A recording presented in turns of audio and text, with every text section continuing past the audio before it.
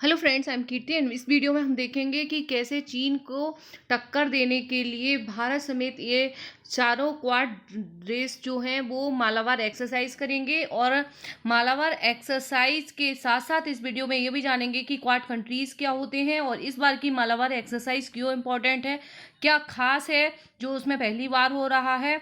और जो quad countries हैं उनका और 2+2 डायलॉग वाले कंट्रीज जो हैं उनका क्या आपस में रिलेशन है, क्या उनके हित समान हैं।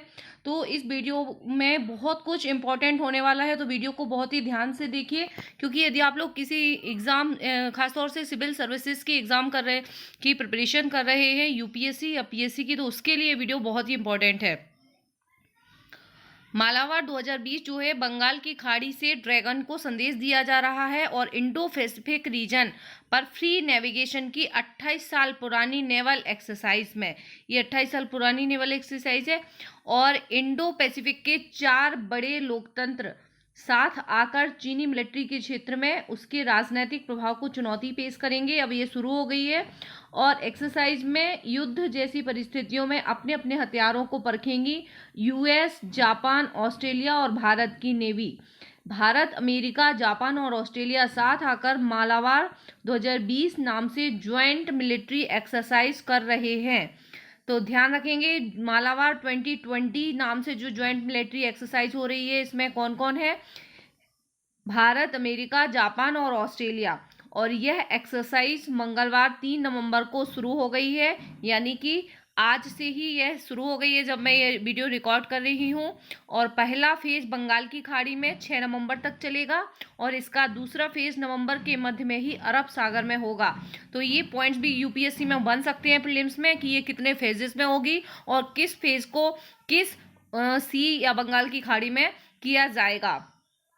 तो इस बार की मालाबार 2020 जो है वो क्यों 2020 के पहले फेज में क्या खास है ऐसा? तो मालाबार 2020 के पहले फेज में इंडियन नेवी की units, American ship John S McCain, Australia के MS-60 हेलीकॉप्टर समेत बेलारात जहाज लंबी रेंज वाला वारशिप है जो, और Japan maritime self defence ship Onami destroyer के साथ SH-60 हेलीकॉप्टर हिस्सा लेंगे। तो इस बार ये पहली बार हिस्सा ले रहे हैं, इसलिए इम्पोर्टेंट है।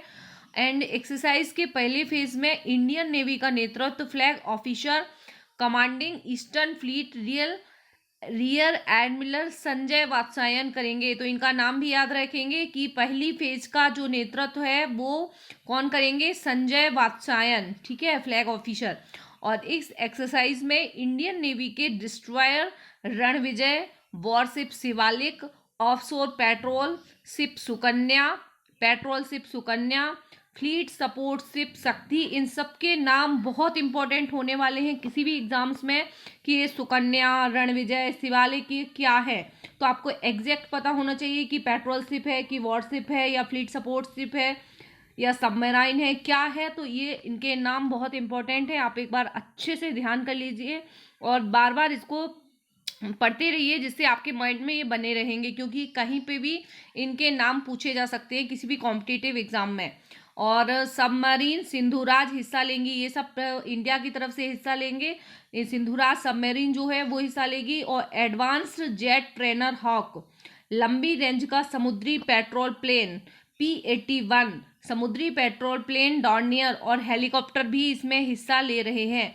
तो ये इतनी चीज़ें इसमें हिस्सा लेंगी और संजय वात्स्यायन इसका नेतृत्व करेंगे फेज 1 का, ओके, जो कि बंगाल की खाड़ी में हो रही है। क्या भारत इन देशों के साथ कोई और भी नेवल एक्सरसाइज करता है? तो ये भी हमारे लिए इम्पोर्टेंट है कि मालाबार एक्सरसाइज के अलावा और कौन कौन सी एक्सरसाइजेस होती हैं जो इन देशों के साथ इंडिया की होती हैं।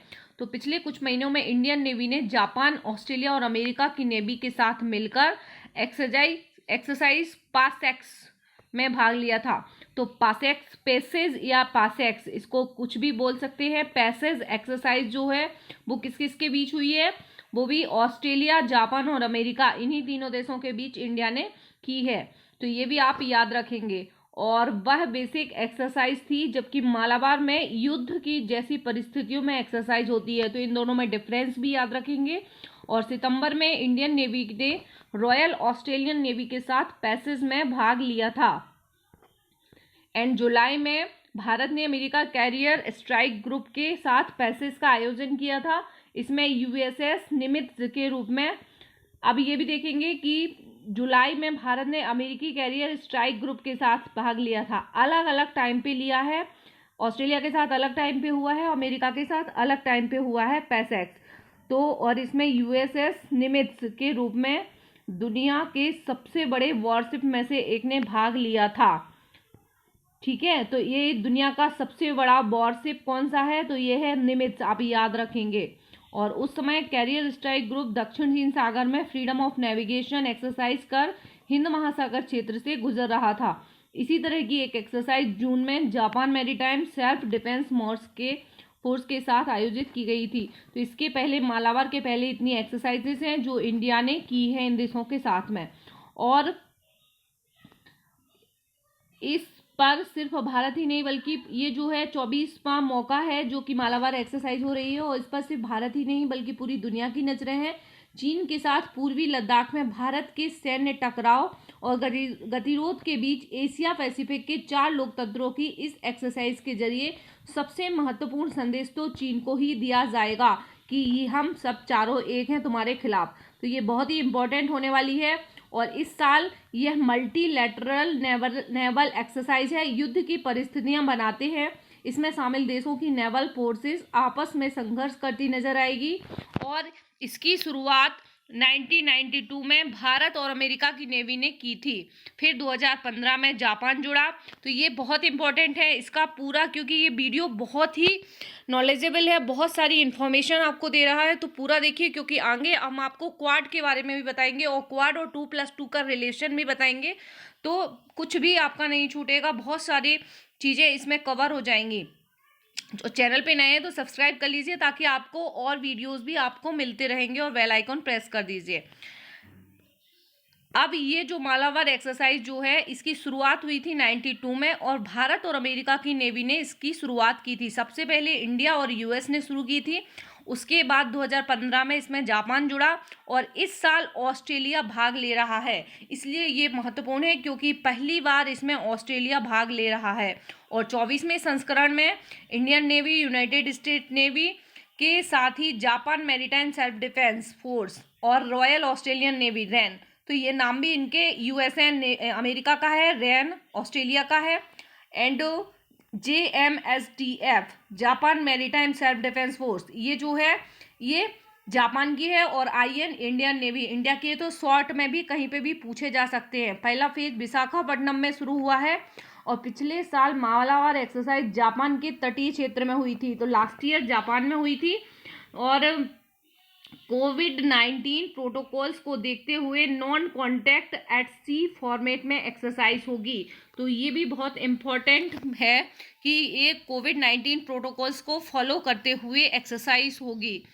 एंड इस बार और क्या खास है, क्योंकि एशिया पैसिफिक के 4 बड़े लोकतंत्र यानी क्वाड्रिलेटरल कोलिशन क्वाड जो है क्वाड्रिलेटरल कोलिशन, इसके चारों सदस्य 1 दशक से अधिक समय बाद पहली बार नेवल एक्सरसाइज के लिए साथ आ रहे हैं। क्योंकि ये 1 दशक के बाद, क्योंकि अभी तक ऑस्ट्रेलिया नहीं आता था, केवल जापान, अमेरिका और भारत रहता था। अब ऑस्ट्रेलिया भी आ रहा है, तो ऑस्ट्रेलिया दूसरी बार एक्सरसाइज में भाग ले रहा है। और पहली बार उसने 2007 में पश्चिमी पैसिफिक में जापान के ओकिनावा द्वीप पर हुई एक्सरसाइज में भाग लिया था। तो एक बार इसके पहले ऑस्ट्रेलिया और भाग ले चुका है, तो यहाँ से भी क्वेश्चन अराइज हो सकते हैं 2007 में, है ना। अब ये दूसरी बार ले रहा है। एंड सितंबर 2007 में विशाखापट्टनम में भारतीय, जापानी, अमेरिकी, ऑस्ट्रेलिया और सिंगापुर की नेवी ने ज्वाइंट एक्सरसाइज की थी। 2008 से ऑस्ट्रेलिया एक्सरसाइज से हट गया था, और जापान भी 2015 के बाद नियमित हुआ, जिससे यह एक्सरसाइज त्रिकोणीय होने लगी, यानी 3 देशों के साथ होने लगी, और अब ऑस्ट्रेलिया के साथ 4 के साथ हो रही है। ऑस्ट्रेलिया का पार्टिसिपेशन महत्वपूर्ण क्यों है इस बार? तो 27 अक्टूबर को अमेरिका के साथ 2+2 डायलॉग के बाद रक्षा मंत्री राजनाथ सिंह ने कहा था कि हम रूल बेस्ड इंटरनेशनल ऑर्डर पर सहमत हैं। इसमें अंतर्राष्ट्रीय समुद्री क्षेत्र में नेविगेशन की आज़ादी सबसे महत्वपूर्ण होती है। और दरअसल क्वाड देशों का प्रमुख एजेंडा भी यही होता है कि अंतर्राष्ट्रीय समुद्र में नेविगेशन को फ्री बनाए रखना। चीन इसमें अड़ंगे डाल रहा है कि दक्षिण चीन सागर में जो भी चल रहा है वह कहीं ना कहीं अंतर्राष्ट्रीय समुद्र पर कब्जा करना और उसके जरिए अन्य देशों के फ्री नेविगेशन को रोकना ही उसका लक्ष्य है। इस वजह से क्वाड ग्रुपिंग का बहुत ही महत्व बढ़ जाता है और इसीलिए इस बार की यूपीएससी प्रीलिम्स और मेंस और स्टेट पीसीएस मेंस के लिए भी इस एक्सरसाइज और क्वाड ग्रुप और 2+2 डायलॉग का महत्व भी बहुत बढ़ जाता है। आप 100% लिख के रख लीजिए कि यहाँ से क्वेश्चन अराइज होना ही है। 2+2 डायलॉग और चीन की घेराबंदी वाले क्वाड ग्रुपिंग का क्या संबंध है। अब हम ये देखेंगे कि यहाँ ध्यान देने वाली बात यह है कि यह भारत जिन देशों के साथ 2+2 डायलॉग कर रहा है, जैसे 2+2 डायलॉग भारत, अमेरिका और जापान और ऑस्ट्रेलिया के बीच अनौपचारिक स्ट्रेटेजिक डायलॉग है। ये जो क्वाड है ये चारों के बीच है। और इसी तरह 2+2 डायलॉग जो है इंडिया है भारत और जापान के साथ, अमेरिका और जापान के साथ करता है। आप लोगों ने अलग अलग 2+2 होते हैं, एक जापान के साथ होते हैं और एक अमेरिका के साथ होता है ना। तो और इन्हीं 2+2 वाले कंट्रीज ही क्वाड में भी है। इसलिए इनका उद्देश्य जो है इंडो पैसिफिक रीजन में फ्री, ओपन और प्रॉस्पर्स ट्रेड को बढ़ावा देना है। तो इसका उद्देश्य क्वाड का क्या है? एक अनौपचारिक स्ट्रेटेजिक डायलॉग है, ये भी याद रखेंगे। ये कोई औपचारिक नहीं है, क्वाड जो है वो अनौपचारिक है और क्वाड अनौपचारिक स्ट्रेटेजिक डायलॉग है और इसका उद्देश्य इंडो पैसिफिक रीजन में फ्री, ओपन, प्रॉस्पर्स ट्रेड को बढ़ावा देना है। और क्वाड का जो आइडिया है वो 2007 में जापानी प्रधानमंत्री शिंजो आबे ने दिया था। अब क्वाड के बारे में बात करेंगे कि जापानी प्रधानमंत्री शिंजो आबे ने क्वाड का आइडिया दिया था और चीन के दबाव में ऑस्ट्रेलिया ग्रुप से बाहर रहा। एंड दिसंबर 2012 में शिंजो आबे ने फिर से एशिया के डेमोक्रेटिक सिक्योरिटी डायमंड का कॉन्सेप्ट रखा, जिसमें चारों को शामिल करके हिंद महासागर और पश्चिमी प्रशांत महासागर के देशों से लगे समुद्र में फ्री ट्रेड को बढ़ावा देना था। ये भी पूछा जा सकता है कि डेमोक्रेटिक सिक्योरिटी डायमंड कंसेप्ट क्या है। तो ये जो है ये इसी से रिलेटेड है कि फ्री ट्रेड को बढ़ावा देना इंडो पश्चिमी प्रशांत महासागर और हिंद महासागर में। एंड नवंबर 2017 में चारों देशों का क्वाड ग्रुप बना और इसका उद्देश्य इंडो पैसिफिक के समुद्री रास्तों पर किसी भी देश, खासकर चीन के प्रभुत्व को खत्म करना है। इसका मतलब यह है कि अमेरिका के साथ साथ पूर्वी लद्दाख में चीन के साथ सैन्य गतिरोध को देखते हुए इंडो पैसिफिक रीजन में 4 बड़ी नेवल फोर्सेस पार्टिसिपेशन चीन को एक सख्त संदेश भेजेगा और हम मालाबार एक्सरसाइज को विस्तार ना मिले और ऑस्ट्रेलिया इसमें शामिल ना हो। चीन ने हमेशा यही कोशिश की है कि ऑस्ट्रेलिया शामिल ना हो, बट इस बार ऑस्ट्रेलिया इसमें शामिल हो रहा है तो ये चीन के लिए बहुत ही बेकार संदेश जाएगा और हम सब के लिए बहुत अच्छा संदेश है। और इंडियन नेवी में सर्वोच्च पद से रिटायर्ड हुए एक अधिकारी का दावा है कि यदि ऑस्ट्रेलिया को इस एक्सरसाइज में शामिल नहीं किया होता तो क्वाड देशों की एकजुटता नहीं दिखती। जो क्वाड बना है उसमें अगर ऑस्ट्रेलिया इसमें नहीं आता तो ऐसा माना जाता कि क्वाड कंट्रीज आपस में मिले जुले नहीं हैं और कहीं ना कहीं क्वाड को अपनी पॉलिसी के केंद्र में चीन को रखना होगा। क्वाड को औपचारिकताओं में पढ़कर नाटो होने की ज़रूरत नहीं है। तो जैसे नाटो जो है वो एक औपचारिक है, बट ऐसा क्वाड जो है एक अनौपचारिक संगठन है। ये भी इम्पोर्टेंट पॉइंट है जो कि आप लोग याद रखेंगे। एंड इसके साथ साथ क्वाड जो है नवंबर 2017 में चारों देशों का ग्रुप बना और इसका उद्देश्य जो है इंडो पैसिफिक समुद्री रास्तों पर किसी भी देश, खासकर चीन के प्रभुत्व को खत्म करना है। इसका मतलब यह है कि अमेरिका के साथ चल रहा 2+2 डायलॉग मुख्य रूप से चीन को काबू करने की पहल है। और क्वाड देश जो है चीन से क्या दिक्कतें हैं, अब ये देखेंगे कि अमेरिका, ऑस्ट्रेलिया, भारत और जापान की चीन से क्या प्रॉब्लम है या क्या समस्याएं हैं। तो अमेरिका की पॉलिसी पूर्वी एशिया में चीन को काबू करने की है और इसी जैसे इस ग्रुप को इंडो पैसिफिक रीजन में प्रभुत्व फिर से शामिल करने के लिए दौर पर देखा जाता है। यूएस ने अपनी नेशनल सिक्योरिटी स्ट्रेटजी में रूस के साथ साथ चीन को भी स्ट्रेटेजिक राइवल कहा है। तो ये अमेरिका की हो गई और ऑस्ट्रेलिया की हो गई। इसकी पीडीएफ मैं टेलीग्राम ग्रुप में डाल दूंगी, तो वहाँ पे आप अच्छे से इसको पढ़ लीजिए क्योंकि ये मेंस के लिए और प्रीलिम्स के लिए दोनों के लिए बहुत ही इंपॉर्टेंट मटेरियल है। और ऑस्ट्रेलिया को अपनी जमीन, इंफ्रास्ट्रक्चर, पॉलिटिक्स में चीन की बढ़ती रुचि और यूनिवर्सिटी में बढ़ते उसके प्रभाव पर चिंता है। चीन पर निर्भरता इतनी ज़्यादा है कि उसने चीन के साथ कॉम्प्रिहेंसिव स्ट्रैटेजिक पार्टनरशिप जारी रखी है। एंड ऑस्ट्रेलिया की क्या है प्रॉब्लम, ऑस्ट्रेलिया को अपनी जमीन, इंफ्रास्ट्रक्चर, ये तो हम देख ही चुके हैं। और जापान की, पिछले एक दशक में चीन ने सबसे ज़्यादा परेशान रहा है जापान, जो अपना अधिकार क्षेत्र बढ़ाने के लिए सेना का इस्तेमाल करने से भी नहीं झिझक रहा है। महत्वपूर्ण यह है कि जापान की इकोनॉमी एक तरह से चीन के साथ होने वाले ट्रेड वॉल्यूम पर निर्भर है और इस वजह से जापान चीन के साथ अपनी आर्थिक ज़रूरतों और क्षेत्रीय चिंताओं में संतुलन साध रहा है। तो अब यदि इन चीज़ों को चीन जो है, ये सब चारों देश एक साथ मिलके, क्वाड कंट्रीज आपस में एक साथ मिलके कर चीन को खिलाफ संदेश देते हैं, तो इससे इन लोगों को चीन को साधने की या उसको जबरदस्ती उससे रिलेशन रखने की आवश्यकता नहीं होगी। तो आशा करती हूँ आपको वीडियोस पसंद आ गया होगा और सारा ही समझ में आ गया होगा। नहीं आया हो तो एक बार और देख लीजिए। और इसकी पीडीएफ आप टेलीग्राम ग्रुप से ग्रुप यदि आपने ज्वाइन किया है तो ठीक है, नहीं किया है तो ज्वाइन कर लीजिए और वहाँ से आपको इसकी पीडीएफ मिल जाएगी। Thank you very much for watching.